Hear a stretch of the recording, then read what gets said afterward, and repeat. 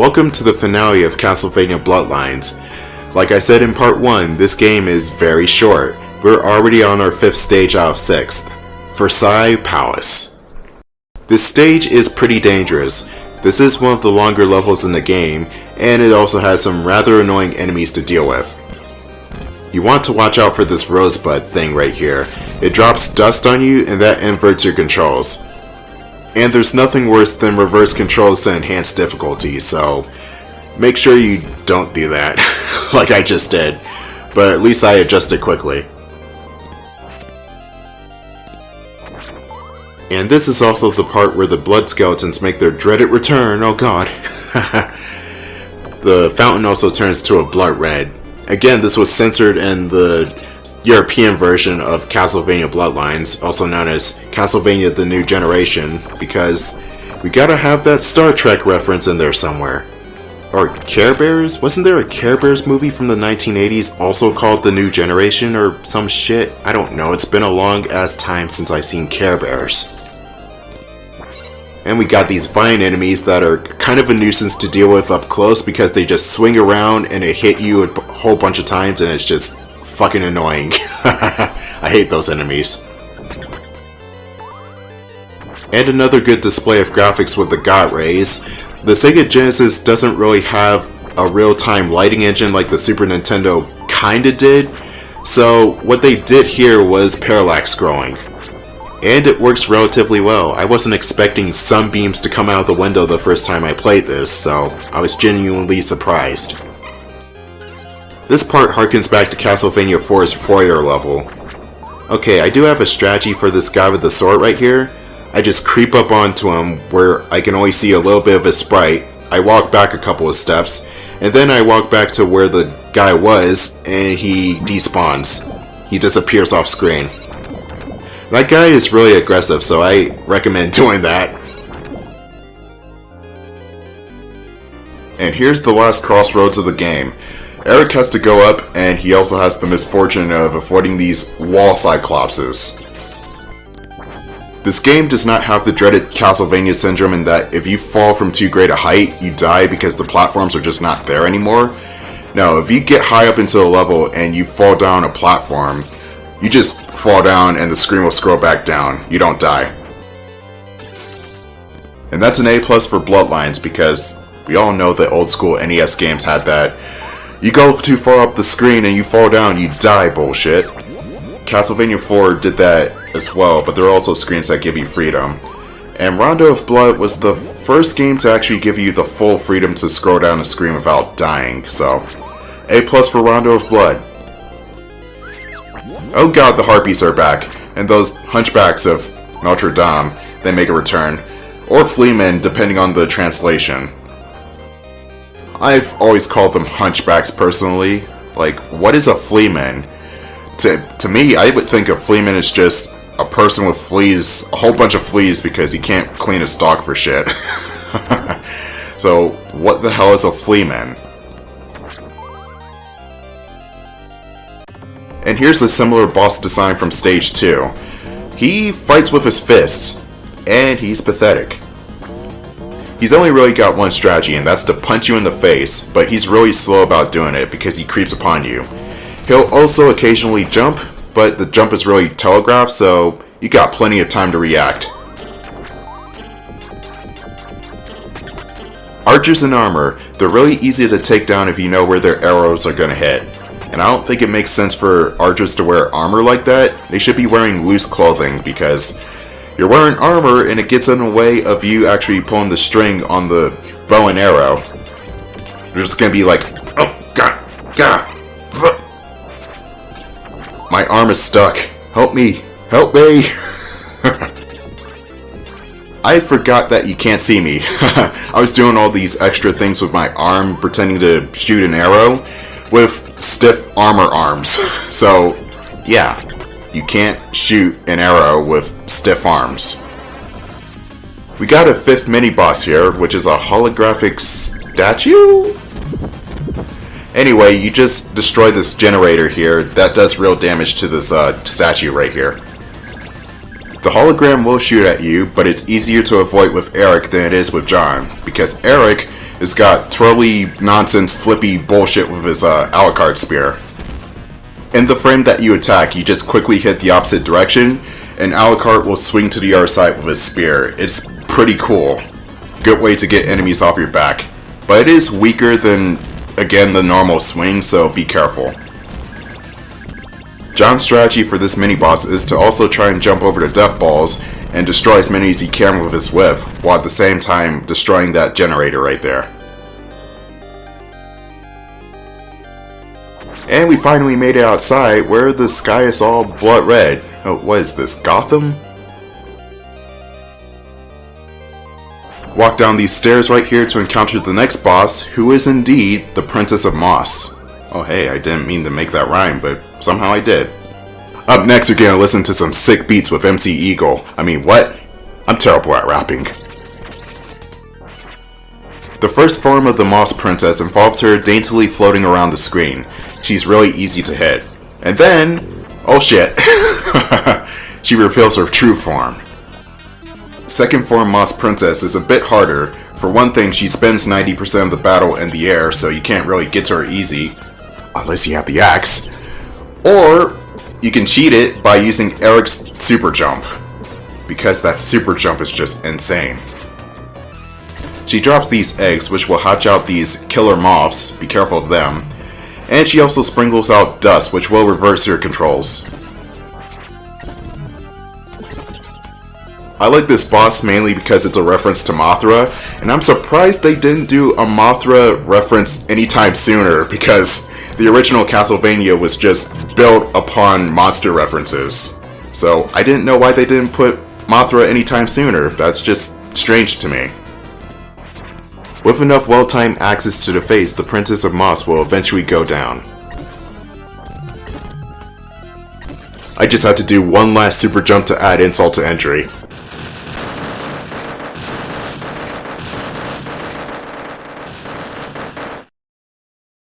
Hell yeah! Now we're going on to the final stage of the game, which has the best music in the franchise. In my opinion. Just gotta make that clear that it's my opinion. Dramatic Castlevania pose? Oh, okay, maybe not. Eric's tired, okay? Final password screen too. I honestly never used the password screen. It looks really bizarre to use, and anytime I play this game, I just beat it in one sitting because it's literally 30 minutes long. There's no need for the password in this game. However, this is one of the few Castlevania games where you have a continue system. Strangely enough, every other Castlevania game has infinite continues. This one only has 3 to 5 continues, and if you lose all of those, you're back to the beginning of the game. It's bizarre how that works, but then again, this game is by no means Castlevania 3 difficulty.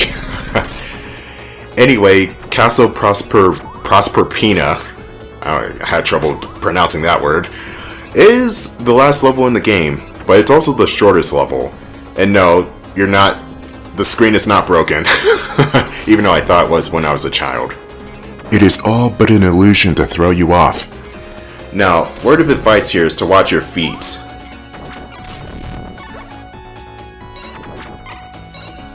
Where the character's legs are dictates the point of judgment to where you need to platform. However, if you can see the character's whole body, you're in a kind of sweet spot to where you can dictate platforming more easily. And this part is... what the hell?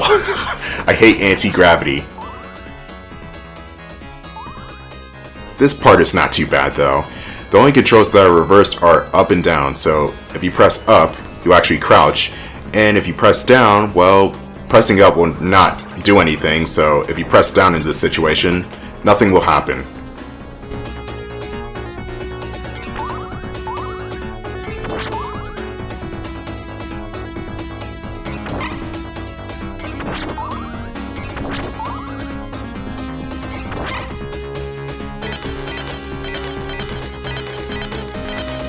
Oh, wow. One knight just walking slow? Okay. Oh, Christ and cornflakes!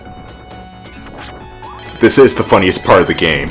These knights just have the jankiest animations ever, and them running at you is just inherently silly. Even though this did kind of scare me when I was a child. Nowadays, I'm just laughing my ass off at this part because it's just very silly. But this is the lead up to a good old friend who we shall call Death.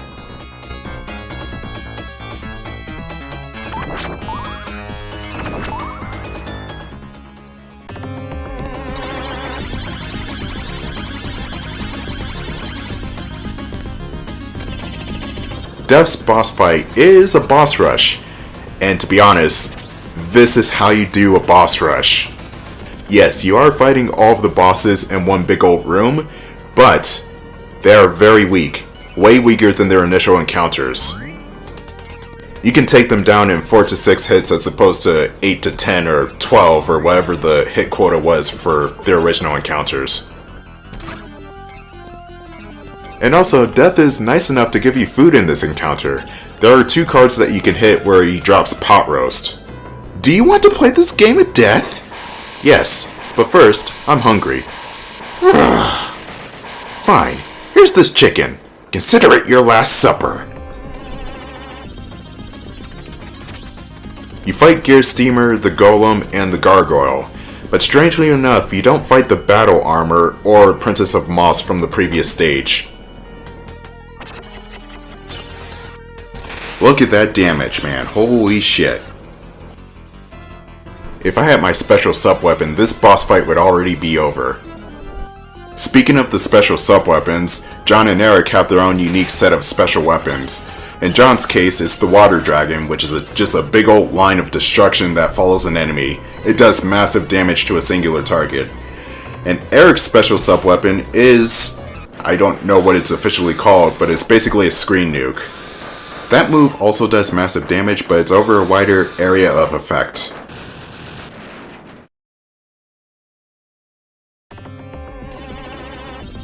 Not only does Death have tarot cards where he drops food on you, he also has tarot cards that attack you.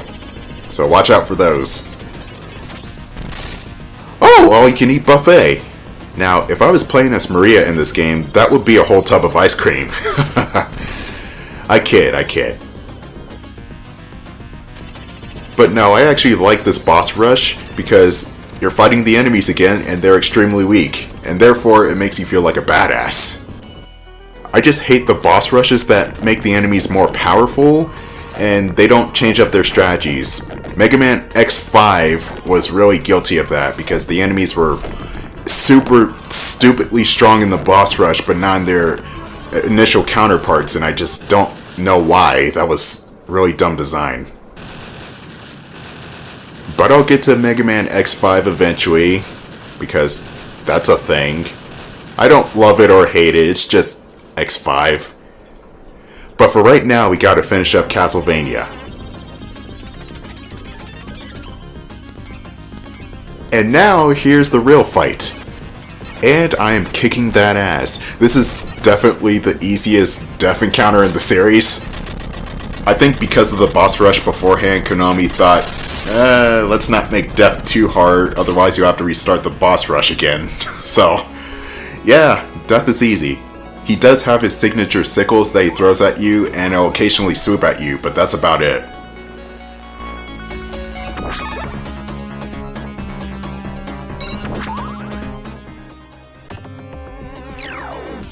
And here's Elizabeth Bartley, who is... Medusa? What? Okay, so Medusa's back. I don't know if Bartley transformed into Medusa or if Medusa possessed Bartley. I don't know, that part's never explained. But she's got a couple of different attacks. She got this flamethrower fireball attack that she just used right there. You have to duck in order to avoid that. She also got this really sporadic fire flame thing. I don't know how to explain it, but it shoots across the screen. You have to run all the way to the other half of the screen in order to avoid that. Also be ducking. She goes down very quickly, but that's not the end of it, because Elizabeth Bartley herself comes out, and this fight is also easy. She'll teleport to either side of the screen, and you have to hit her the certain amount of times you see those orbs. So there were 4 orbs floating about. Now there's one. I have to hit her one more time in order to actually do damage to her, which I just did. Each time you damage Bartley's health bar, she'll up the ante. So she'll go from 4 orbs to 5, and then from 5 to 6, and then back to 4, and then rinse, lather, repeat. Even though she went from 4 to 4 for my boss fight, I don't know why. Maybe it's random. Each of those orbs have different attacks if you let Bartley finish her casting period. I just worded that wrong. Let me rephrase that. If you wait for her to actually finish casting. Bartley is not completely defenseless when you try to attack her though. She will still fire occasional fireballs. You can duck underneath the fireballs no problem. Elizabeth is very disappointing for the supposed big bad girl. But we all know it's not Elizabeth Bartley.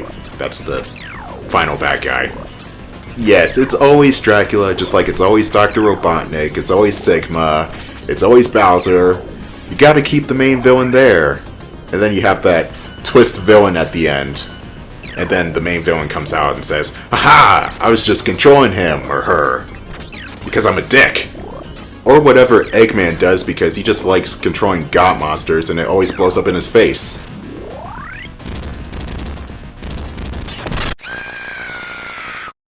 Speaking of blowing up in somebody's face, Jesus Christ, Elizabeth, how high was your blood pressure? Oh well, Elizabeth deserved it. This next tune is familiar.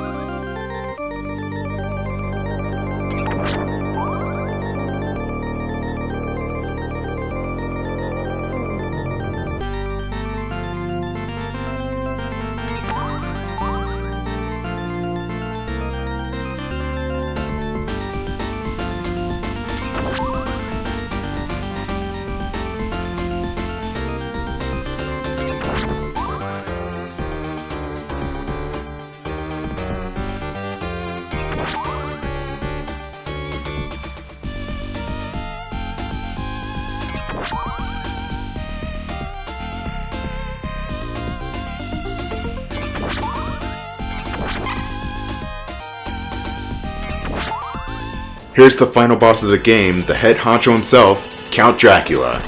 And he's got a couple of different forms, like always. His first form harkens back to the original Castlevania. You just gotta jump up, hit his head, and avoid those fireballs. You can always tell where he's going to teleport to because of the beam of light. Very anime-esque. And speaking of anime, this whole fight is pretty much anime because of the way he transforms, and also the sound effects, which are kind of obnoxious, but that adds to the charm.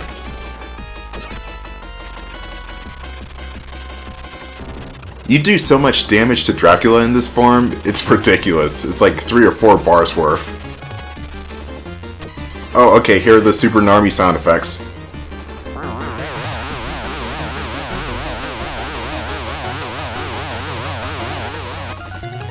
That is a tried and true Sega Genesis sound effect that cannot be replicated. And probably for the best, too. This form is Dracula mixed with death. And he's harder, but not by much.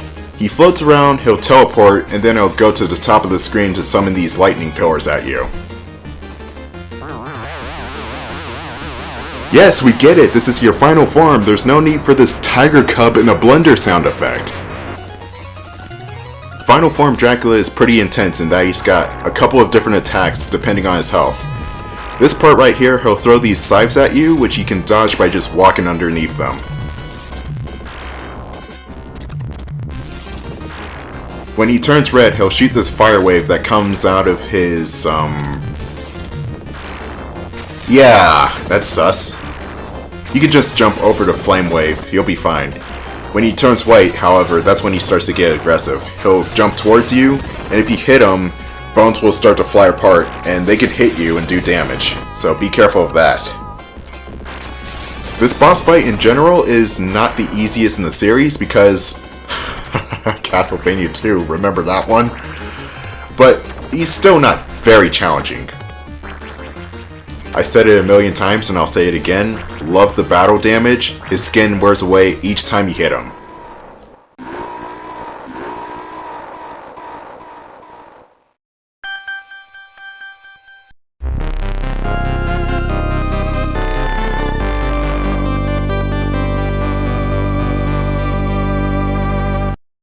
And that, ladies and gentlemen, was Castlevania Bloodlines for the Sega Genesis. A wonderful entry to the Castlevania franchise. Words cannot explain how much I adore this game. This is near perfect. And this is the end of classic Castlevania as we know it. I mean, yes, there is Dracula X on the Super Nintendo that came out a year after this game, but that's just Rondo of Blood again, so I will not be playing that one.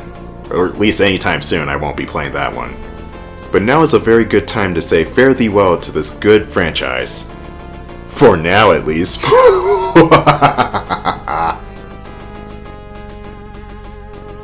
The resurrection of Dracula has been averted.